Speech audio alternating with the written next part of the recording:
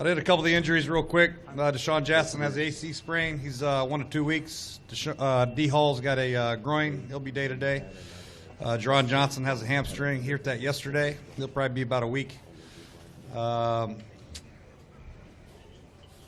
Williams has a hamstring, probably 2 weeks. Culliver's got a groin. He's day-to-day. Keem Davis had thumb surgery this morning, but we're hoping to get it casted up. He might be able to go tomorrow if he gets here on time. I think that's about it. And no, Deshaun Jackson did not hit the sled. He landed on his shoulder. So, sorry to squash that rumor.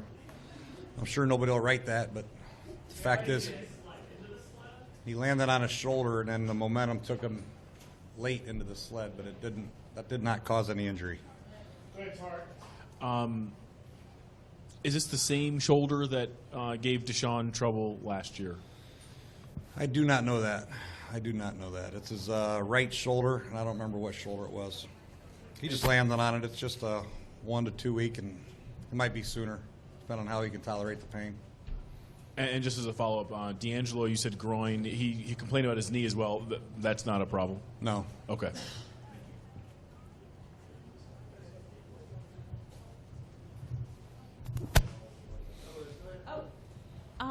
Coach Callahan has said he believes in cross-training, so that's why players are moving around.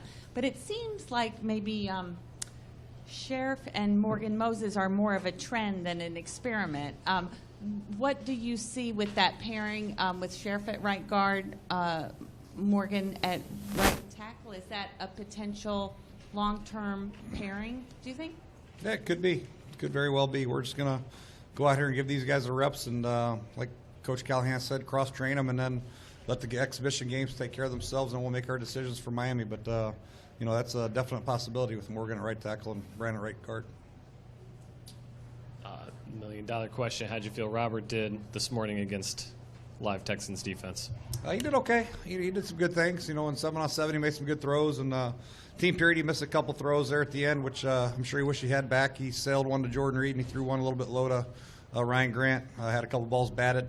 But overall, I think throughout the whole performance, I think he did okay. He did pretty good. There's some things to improve on, obviously, as we all have. But he's coming along. With Moses and Sheriff, how did you feel like they did against that? Working together. It's only been a couple days that they've been actually live action, but where are they in their progress, timing, and sync with each other? Yeah, they're day 6 or 7 of training camp is where they're at. It's early. Morgan missed all the OTAs, so he didn't get any reps over there. So really, this is the first chance they've had to work together. And there's, a lot that goes on with communication and technique that they have to get used to if that's the route we're going to go. So they're coming along. What's the biggest difference you've seen in Moses just another year and now that he's about Caltech?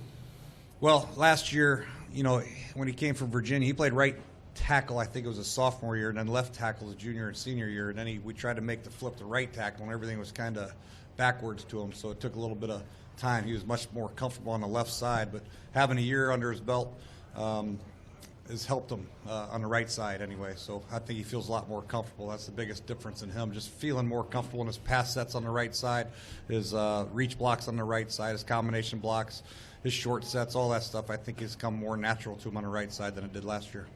What did you think specifically about their performance today in the 11-11 stuff against J.J. Watt and that group? The offensive line? Well, I think the everybody, right side in particular. Yeah, I think there was some things to build off of, no question about it. Obviously, there's some things to correct.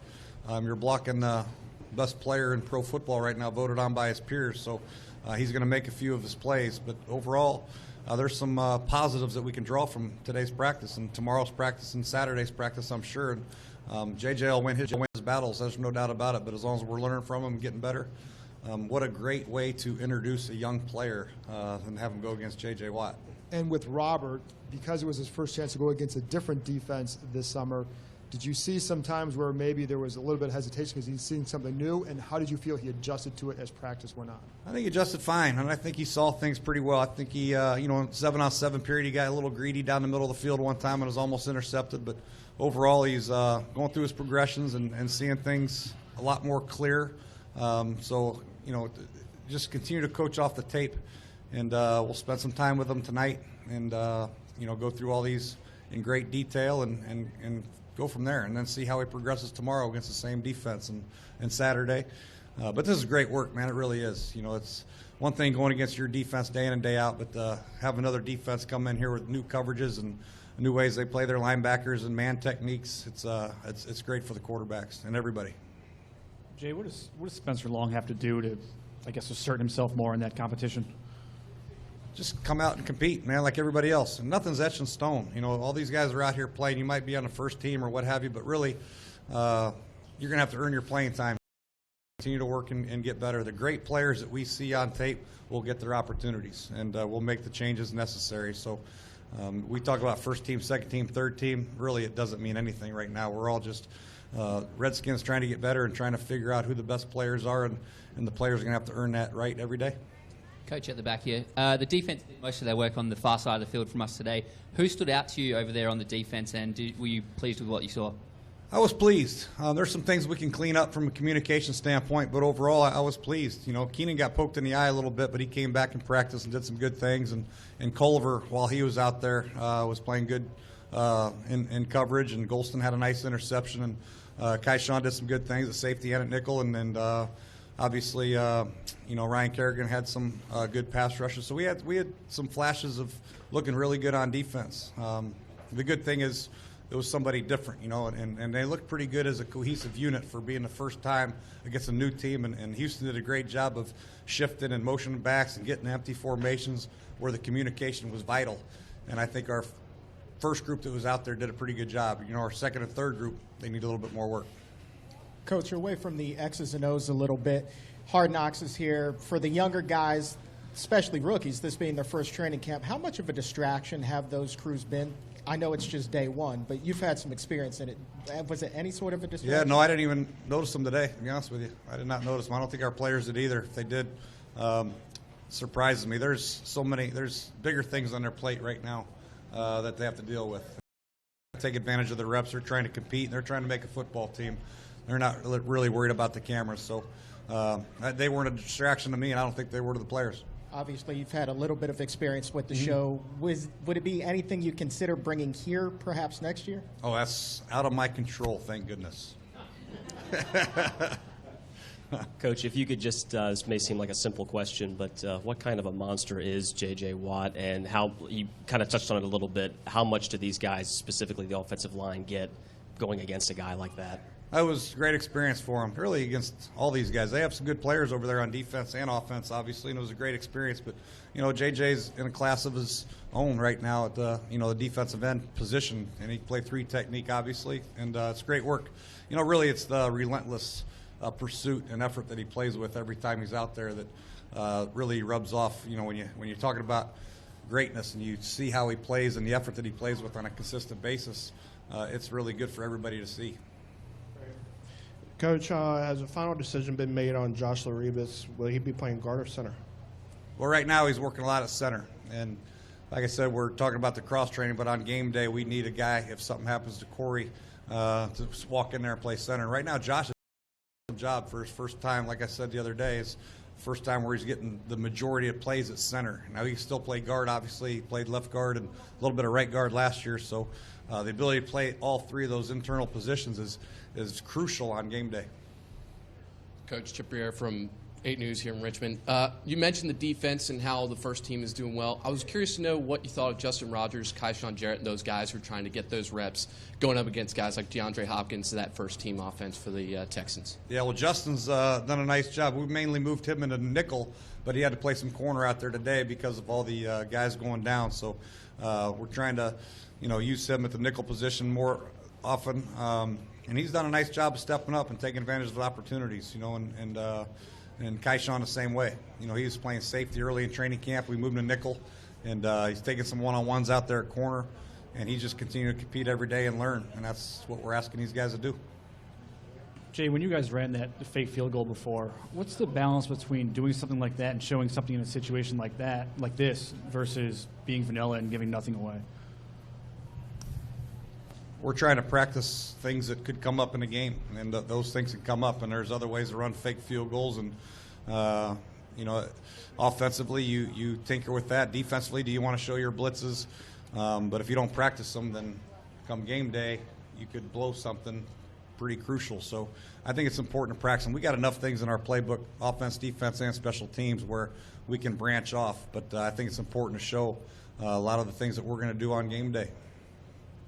Yeah, you canceled the afternoon walkthrough for tomorrow. What's the reasoning behind that?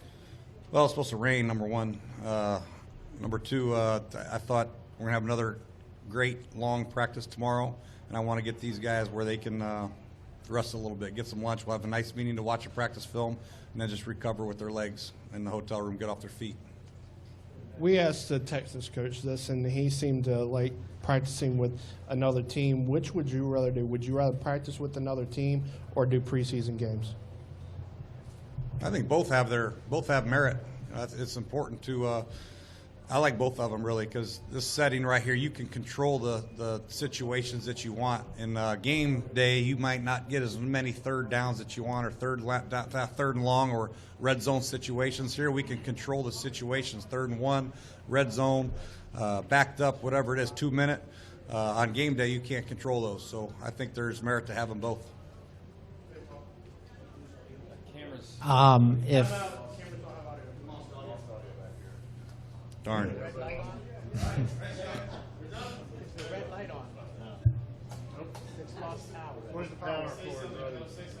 Testing 1, 2, 3.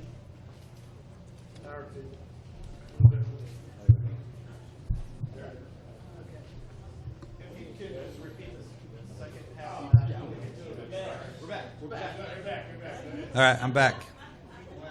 I just said the in games are good because you see guys competing in game settings, obviously, but in practice you can control the situations. You can have 2 minute. In games, there's no guarantee you're going to get a 2 minute opportunity or red zone opportunity or 3rd down and 1 or 3rd down and 10, whatever. So this way we can control the situations, also see some one-on-one stuff and individual work with the fundamentals. So I think there's merit to both. I'll ask what everyone might be thinking, or maybe not. If Brandon ends up at right guard, does that then become too high a price to pay to draft a guy with the 5th pick to play right guard? Not if he's really, really good, no.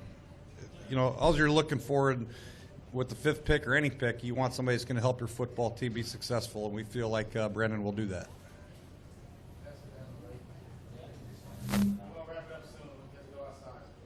When you were in Cincinnati, you had Andrew Hawkins in the slot, and when you see Jamison Crowder, it seems like as a rookie we're expecting for him to come down a little bit, but he seems like he's getting better every practice. How do you compare those two guys?